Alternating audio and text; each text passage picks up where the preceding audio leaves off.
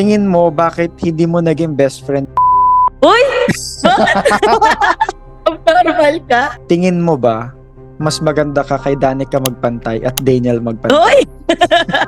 Hindi ko in-expect na dadating ako sa point na magiging din ako. Handa ka bang ipagpalit si Von kay Ben Adams ng A1?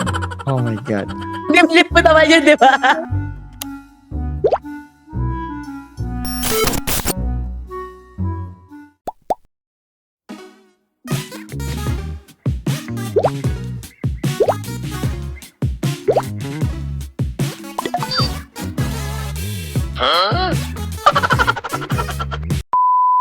Mag-start tayo sa 5 questions, one-on-one. Ikaw muna. First question mo. Okay, my first question is, ano yung favorite memory mo nung childhood tayo? Oh my God.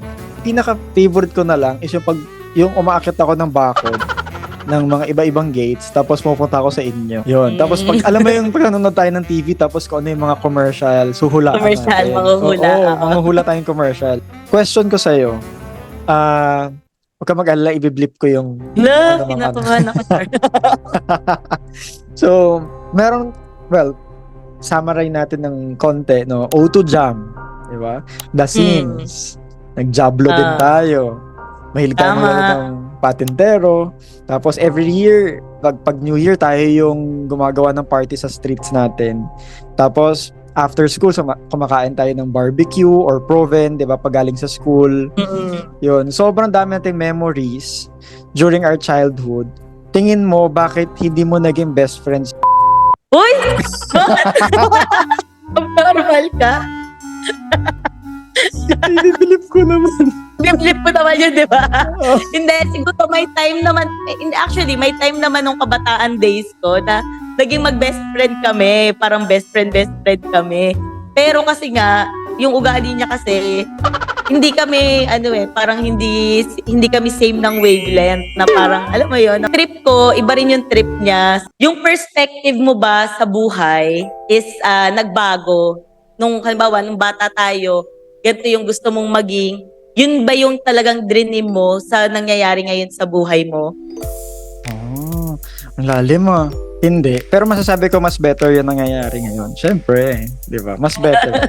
Pero ganun talaga siguro, no? Kasi nung bata ka, iniisip mo, yung brain mo, yung capacity ng utak mo hanggang doon pa lang sa age na yan eh. So, tas hindi ka pa na-expose sa iba't ibang mga bagay, hindi ka pa nagpunta ng high school, hindi ka pa nag-college, di ba? So, limited pa lang yung exposure mo sa world, akala mo yun na yung gusto mo. Kasi eventually, as you grow older, with the guidance of God din, syempre, mas napupunta ka sa right path for you. So, ako naman magtatanong sa'yo. Sige. Okay, mga i-flip ka na naman dyan. Hindi, mas madali na to. Ano yung tanong ko eh. Hindi. Ano to? Mas matino na to. What is one thing about me na kinainisan mo nung bata tayo? Parang hirap naman yan. Parang wala akong maisip. Kasi parang lagi naman ako naiinis sa'yo nung dati. Na joke lang. Parang feel ko parang wala naman. Kasi parang wala, nung mga bata naman tayo, parang no pressures naman tayo eh. Kumbaga, kung hindi ka makakapunta, kunwari maglalaro, ganyan, parang okay lang, parang ganon. Siguro meron tayong mga away-away na mga away bata lang. Pero yung something na parang hanggang sa pagtanda ko or nadadala ko na parang may inis ako or something, wala naman. Is there any place na parang lagi nating pinupuntahan nung kabataan na nami-miss mo na? Yung parang may certain place tayong mga kunwari sa mga clubhouse or yung mga pinupuntahan, mahilig tayong gumala-gala ng dati kahit nga sa mga tibagan, pumupunta pa tayo eh. So, kahit nga dun sa mga ilog, di ba? Parang ganun. So, meron tayong parang tawag natin, kampo. May kampo-kampo pa tayo na parang nililinisan natin. Yung bahay lang din malapit. Yung bahay, abandoned house. Parang meron ka bang parang specific place na parang nami-miss mo na lugar na puntahan nung kabataan days natin? Actually, yung unang mo sinabi pala yung question, ang nag-flashback sa utak ko, yung bahay nyo dati. Yung itsura ng bahay nyo dati. Yung amoy, alam mo yun, yung pagpasok mo pa lang sa pinto, Tapos yung yung dining area nyo dati, 'di ba? Tapos pag nagluluto ka doon or sa oven, saka 'di ba minsan nag-overnight ako sa inyo kapag pag di nakakauwi si mama sa bahay. So yun yung feel nung sofa ninyo, tapos pag may tao may bibili sa tindahan, pag lalabas kayo, makikita pa kita sa likod ng TV, 'di ba? Lalabas Yun. tama. Simple lang pero nostalgic.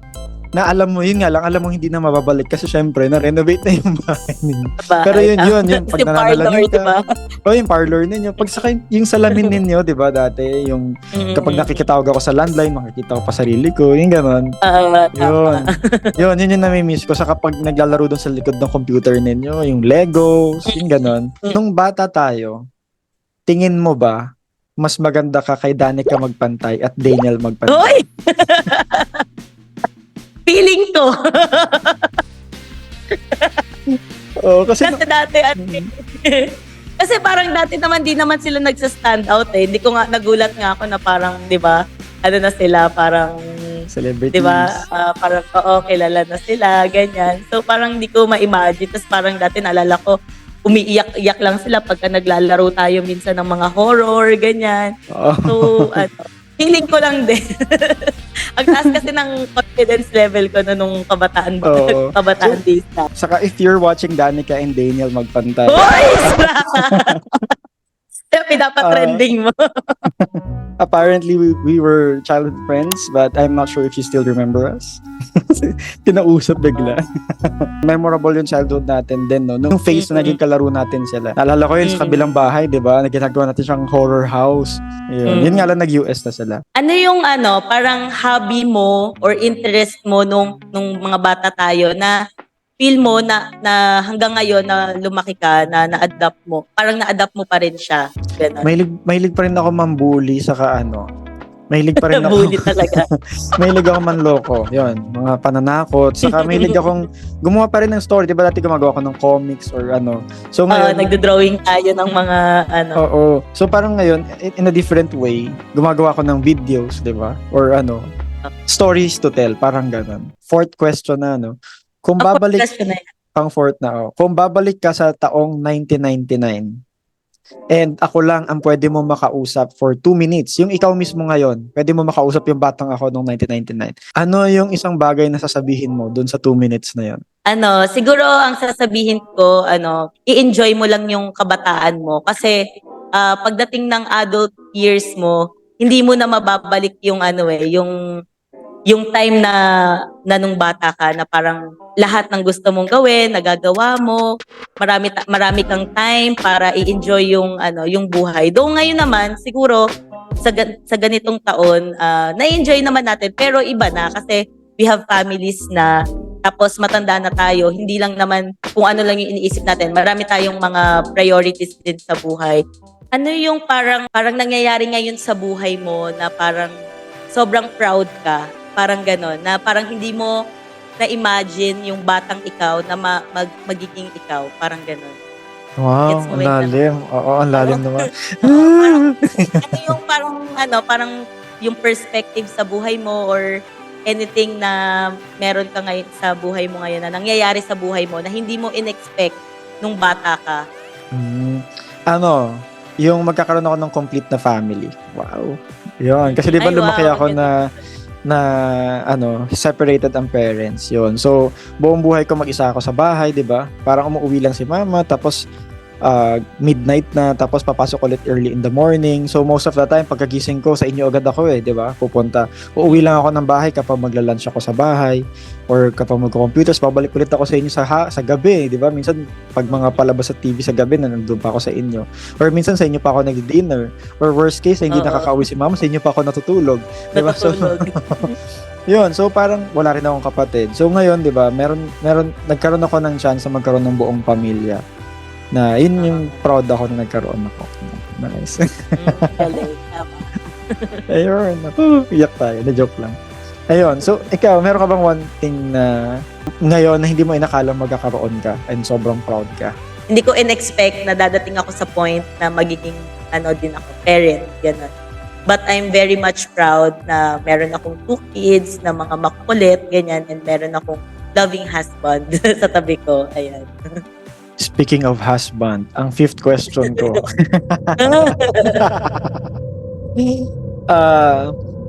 Handa ka bang ipagpalit si Von kay Ben Adams ng A1? Why not? Charot. Ang childhood Hindi, crush mo. syempre. Mahirap yun kasi, tawag dito, hindi kami magkakaintindihan masyado kasi English yung magsalita. Syempre, masaya na ako sa asawa ko ngayon. Pagpapalit daw ko kay Ben Adams ng A1. Hindi, joke lang. Ano yan? Nag-crush ko yun eh. Kumbaga parang panggulo ko lang. Pero ang pinaka-question ko lang ngayon is, what is something about our childhood nung 90s kids tayo, di ba? Ano yung childhood natin na sana ma-experience sa mga batang nowadays? Siguro yon yung parang makakapaglaro sila ng freely sa labas, na parang alam mo yun, makakaligo sila sa ulan ng kasi ngayon tayo parang nung naging parent na tayo, parang na-realize ko parang nung bata ako parang masaya akong naliligo ako sa ulan, pero ako parang pag naisip ko yung mga anak ko na maliligo sila sa ulan, ang una kong maiisip baka sipunin sila, magkasakit sila. Alam mo yun, parang naging overprotective tayo masyado. While samantala nung kabataan days natin, parang masaya lang tayo sa parang okay lang tayong madapa, okay lang tayong yun yung gusto kong maglaro sila ng mga buhangin, maglaro sila mga pukpuk-pukpuk. Alam mo yung gano'n, 'di ba, nung kabataan days natin parang ngayon kasi yung mga bata hindi na sila more on gadgets na talaga sila. Ako naman aminado kasi kahit kila kay at Toy talagang gadgets sila. Samantalang tayo noon parang napakasimple lang ng buhay. Pagdating ng hapon, naglalaro na tayo sa labas, ganyan. Parang tayo, parang sobra tayong mag-explore ng mga ng mga bagay-bagay. Kasi biruin mo nakakapaglaro pa tayo ng mga horror house. Naalala mo parang sa Tibagan pa. nagkukuha pa tayo ng mga parang nag-aano pa tayo ng mga ibon, tas parang iniihaw-ihaw pa nagluluto tayo ng di ba? ibon. Parang samantalang yung mga bata ngayon, parang hindi na nila nagagawa yung mga ganong mga bagay. Siguro dahil na rin nga sa ngayon, tayo as a parent din, parang tayo rin yung minsan nagre-restrict sa kanila na gawin yung mga bagay na yun. Tsaka iba na rin kasi ngayon, marami ng mga nangunguha ng bata, di ba? Tapos iba't ibang sakit na rin yung meron sa ngayon sa kapaligiran, kaya syempre tayo pinag-iingatan lang din natin yung mga anak natin. Hi guys, thank you for watching. Kung na-reach nyo tong point ng video na to, please comment, share and subscribe. Ay ba yun? O hit the notification bell. Tinawanan na ako ni Bon.